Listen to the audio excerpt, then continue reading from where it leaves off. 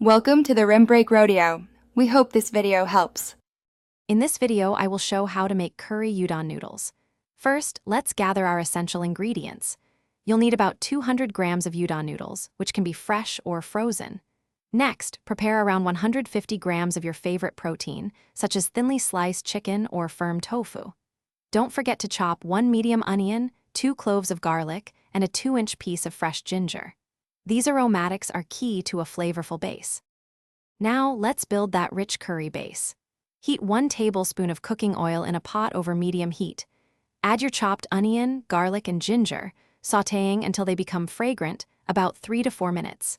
Then, stir in 2 tablespoons of your favorite curry powder, cooking for just 1 minute to toast the spices. Finally, pour in 2 cups of dashi broth and 1/4 cup of soy sauce, bringing it to a gentle simmer. With our flavorful broth simmering, it's time to add the protein. Place your chicken or tofu into the pot and let it cook through, which usually takes about 5 to 7 minutes. While that's simmering, prepare your udon noodles according to the package instructions. Typically, this means boiling them for 2 to 3 minutes. Once the protein is cooked, whisk 1 tablespoon of cornstarch with 2 tablespoons of cold water to create a slurry. Then stir it into the curry to thicken. Your delicious curry udon is almost ready. Divide the freshly cooked udon noodles evenly among your serving bowls. Carefully ladle the rich, aromatic curry broth and protein over the noodles.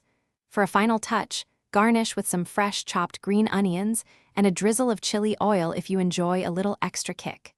This dish is perfect for a comforting meal. Also, check the description for a link to some great leak-proof containers for meal prep, plus other deals you might like. Thanks for watching.